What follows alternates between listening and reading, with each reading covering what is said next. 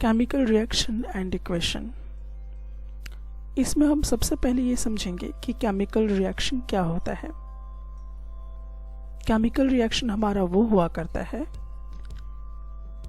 जब new substance new property के साथ फॉर्म होता है।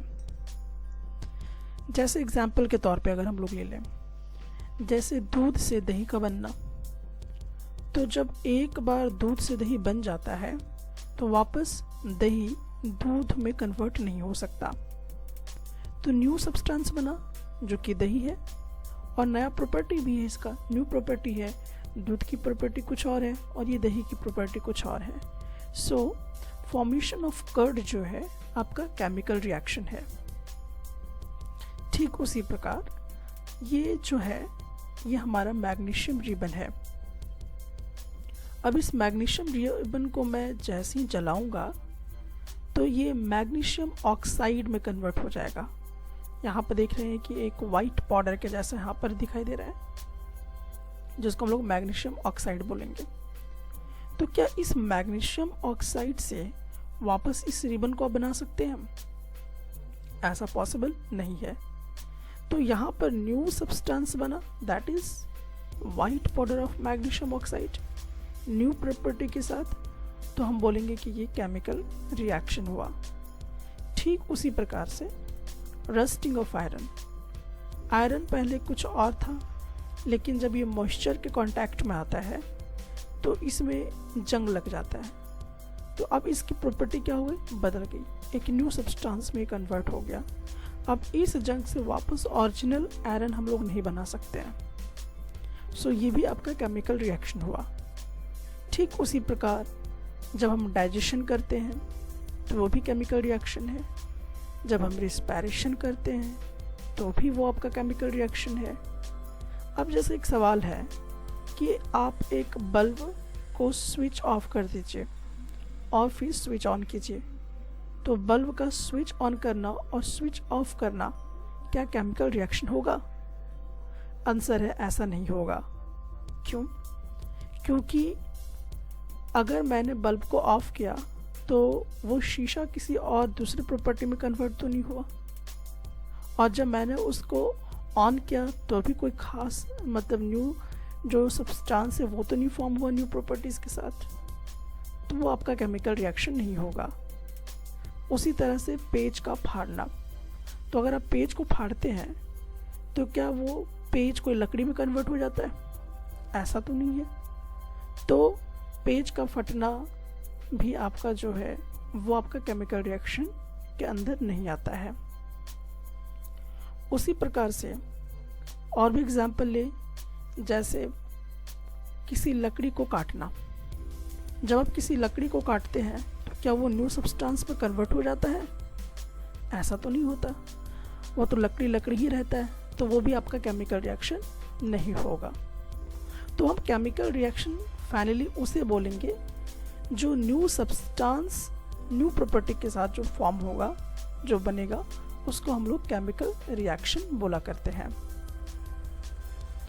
अब इसके लिए 2 पॉइंट आपको समझना है, रिएक्टेंट्स और प्रोडक्ट। जिस सब्सटेंस को हम रिएक्शन कराने के लिए लेते हैं उसको हम रिएक्टेंट्स बोलते हैं, और जो सब्सटेंस बन के फाइनली रेडी होता है उसको हम प्रोडक्ट बोलते हैं। जैसे अगर आपको खिचड़ी पकाना हो तो खिचड़ी पकाने के लिए आप दाल लेंगे, चावल लेंगे, हरी सब्जियां लेंगे, मसाले लेंगे। तो ये जो जो चीज़ें हमने लिया है वो आपका रिएक्टेंट्स है, और इन सबको अगर मिला देते हैं तो खिचड़ी रेडी हो जाती है। तो खिचड़ी जो होगा वो आपका प्रोडक्ट कहलाएगा। तो जो जो चीज़ें हमने रिएक्शन के लिए लिया है वो रिएक्टेंट्स होगा, और जब उन सारी चीज़ों से मिलकर एक नया सब्सटेंस क्रिएट हो जाता है तो उसको हम प्रोडक्ट बोला करते हैं। इसको इस तरीके से भी समझ सकते हैं। जैसे हमें पानी बनाना है तो हमें पता है कि पानी किन किन चीज़ों से बना हुआ है, हाइड्रोजन गैस और ऑक्सीजन गैस से। तो जब हाइड्रोजन गैस और ऑक्सीजन गैस को हम मिला देते हैं तो पानी बन जाता है। तो हाइड्रोजन और ऑक्सीजन गैस ये आपका रिएक्टेंट्स हो जाएगा और पानी जो बना वो आपका प्रोडक्ट हो जाएगा। केमिकल रिएक्शन हुआ है या नहीं हुआ है, हम ये कैसे पता लगा सकते हैं? मीन्स केमिकल रिएक्शन इन्वॉल्व्स, जब भी केमिकल रिएक्शन होता है तो क्या क्या चीज इन्वॉल्व होता है? तो पहला, चेंज इन स्टेट। हो सकता है कि जब केमिकल रिएक्शन हो तो उस समय स्टेट चेंज हो जाए। स्टेट चेंज हो जाए इसका क्या मतलब है? तो चलिए यहाँ पर समझते हैं। हाइड्रोजन क्या है? एक गैस है। ऑक्सीजन क्या है? एक गैस है। लेकिन ये जैसी वाटर में कन्वर्ट होता है तो ये क्या बन जाता है? लिक्विड। तो यहाँ पर इसका स्टेट कैसा था? गैस। लेकिन बना क्या चीज? लिक्विड में। तो यहाँ स्टेट क्या हो गया? इसका चेंज हो गया। तो इसका ये मतलब हुआ कि इसमें केमिकल रिएक्शन हो गया। तो जहां पर अगर स्टेट चेंज कर जाएगा तो हम बोलेंगे कि केमिकल रिएक्शन टेक्स प्लेस।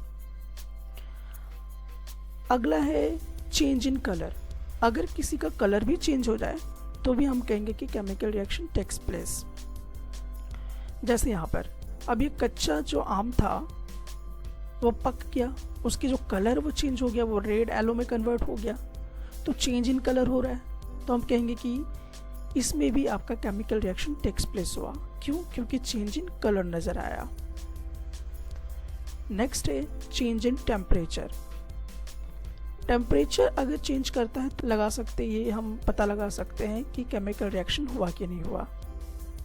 जैसे जब आप वाइट वॉशिंग करने के लिए चुन्ने को पानी में डालते हैं तो आप ये महसूस करते होंगे कि उससे हीट एनर्जी बाहर निकल रहा है। पहले तो हीट नहीं निकल रहा था, लेकिन जैसे ही उस चुन्ने को पानी में डालते तो हीट एनर्जी बाहर निकलती है। तो हम कहेंगे कि यहाँ पर चेंज इन टेम्परेचर हुआ। सो इसमें भी केमिकल रिएक्शन इन्वॉल्व किया। Evolution of gas. Evolution of gas, अगर किसी से गैस निकलता है जैसे यहाँ पर देखिए, इसमें हमारा एसिड है और इसमें हम लोगों ने कुछ जिंक के टुकड़े डाल दिए हैं। अब जैसे हम इसको डालेंगे तो इससे एक गैस निकलेगा, हाइड्रोजन गैस। तो यहाँ पर क्या हो रहा है? इवोल्यूशन ऑफ गैस हो रहा है। तो हम बोलेंगे कि केमिकल रिएक्शन इसमें भी टेक्स प्लेस हुआ। और भी अगर हम लोग चीज़ें देखते हैं, जैसे बहुत सारे सड़े हुए खाना जो होते हैं उससे भी गैस निकलता है, बदबू गैस वगैरह। तो वो भी एक केमिकल रिएक्शन का है कि आपने खाना जो रखा वो सड़ गया, एसिडिटी उसमें हो गई और बदबू के तौर पे गैस निकलने लगा। तो वो भी एक केमिकल रिएक्शन का ही पार्ट है।